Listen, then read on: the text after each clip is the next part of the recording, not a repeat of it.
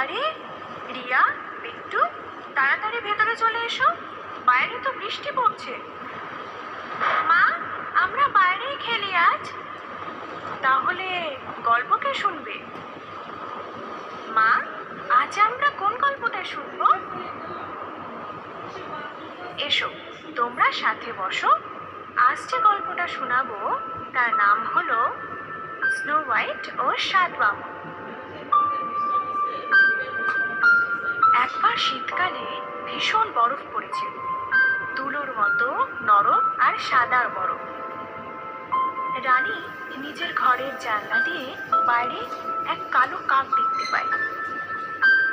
রানী আঙুলের সূচ ফুটিয়ে রক্ত বের করেছিল আর উইশ করেছিল, আমার মেয়ের গায়ের রং যেন ঠিক এই বরফের মতোই সাদা হয়, ঠোঁট যেন আমার রক্তের মতোই লাল হয়, আর চুল যেন এই কাকটার মতোই কালো হয়। কিছু সময় পর রানীর আর সে ঠিক সেরকমই দেখতে হলো যেরকম রানী উইশ করেছিল। রানী তার মেয়ের নাম রাখলেন স্নো হোয়াইট। কিছুদিন পর রানী মারা গেলেন আর স্নো হোয়াইটের বাবা রাজা দ্বিতীয় বিয়ে করলেন আর নতুন রানী নিয়ে। নতুন রানী ভীষণ সুন্দরী ছিল আর একজন জাদুকরও। প্রত্যেকদিন সে তার জাদু আয়নার সাথে কথা বলতো আর জিজ্ঞেস করত, বলো তো জাদু আয়না, এই দুনিয়ায় সবচেয়ে সুন্দরী কে? আয়না উত্তর দিত, তুমি সবচেয়ে সুন্দরী রানী, তুমি সবচেয়ে সুন্দরী। রানী সেটা শুনে খুব খুশি হয়ে, কারণ সে জানতো যে আয়না কখনো মিথ্যে বলে না। কিছু বছর বাদ স্নো হোয়াইট ভীষণ এক সুন্দরী যুবতী হয়ে গেল। একদিন রানী আয়নাকে আবার জিজ্ঞেস করলো, বলো তো জাদু আয়না, এই দুনিয়ায় সবচেয়ে সুন্দরী কে? তুমি সবচেয়ে সুন্দর, তো স্নো হোয়াইট এখন তোমার চেয়েও বেশি সুন্দর, আর এটাই হলো সত্যি। রানী স্নো হোয়াইটকে হিংসে করতে শুরু করলো আর স্নো হোয়াইটকে মেরে ফেলার কথা চিন্তা করলো। রানী তার এক সৈন্যকে ডেকে বলল স্নো হোয়াইটকে জঙ্গলে নিয়ে গিয়ে মেরে ফেলতে আর স্নো হোয়াইটের হৃৎপিণ্ড রানীকে এনে দিতে, যাতে রানীর বিশ্বাস হয় যে স্নো হোয়াইট মারা গেছে। সৈন্যটি স্নো হোয়াইটকে নিয়ে জঙ্গলে চলে গেল আর ওকে মারার জন্য একটা বড় চাকু বের করলো। স্নো হোয়াইট খুব ভয় পেয়ে গেল আর প্রাণ ভিক্ষা চাইতে লাগলো। সৈন্যটিরও স্নো হোয়াইটের ওপর খুব মায়া হলো। সৈন্যটি রানীকেও ভয় পেত। আমি তোমাকে মারতে পারবো না, সৈন্যটি বলল, কিন্তু আমি তোমাকে রাজমহলেও নিয়ে যেতে পারবো না। আমি তোমাকে জঙ্গলে ছেড়ে দিলাম, তুমি কথা দাও কোনোদিন রাজমহলে ফিরে আসবে না।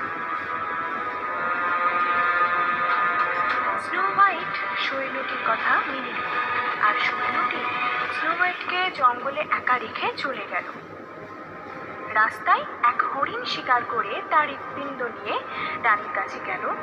রানীকে বলল, এটাই স্নো হোয়াইটের হৃৎপিণ্ড।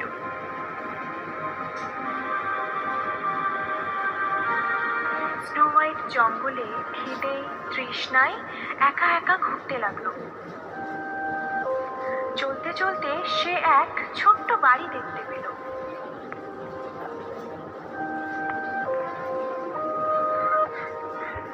স্নো হোয়াইট দরজা খটখট করলো, কিন্তু যখন কেউ বাইরে এলো না তখন সে নিজেই ভেতরে ঢুকে পড়ল।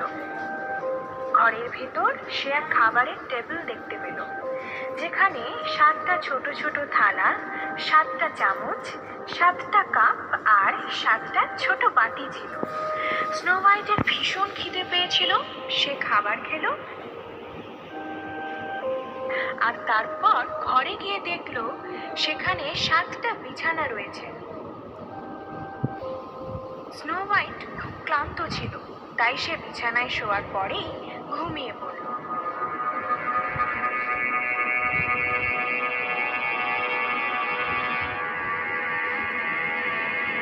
বাড়িটা ছিল 7 বামুনের, যারা রোজ পাশের খনিতে গিয়ে হিরে খুঁজত। যখন রাতে তারা বাড়ি ফিরলো, দেখলো কেউ বাড়িতে ঢুকে তাদের খাবার খেয়ে নিয়েছে।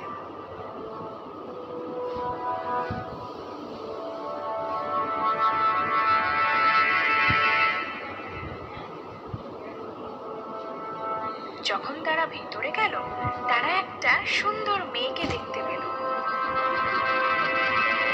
এই সুন্দরী মেয়েটাকে? স্নো হোয়াইট ঘুম থেকে ওঠার পর 7 বামুনকে নিজের ব্যাপারে বলল। 7 বামুনের স্নো হোয়াইটের ওপর মায়া পড়ে গেল আর তাকে তাদের সাথে থাকতে বলল। আর এটাও বলল, তারা যখন বাড়িতে থাকবে না, স্নো হোয়াইট যেন কারোর জন্যই দরজা না খোলে। কিন্তু দুষ্টু রানী যদি জানতে পারে স্নো হোয়াইট বেঁচে আছে, তাহলে সে তাকে ছেড়ে দেবে না। স্নো হোয়াইট আনন্দের সাথে বামুনদের সঙ্গে থাকতে লাগলো।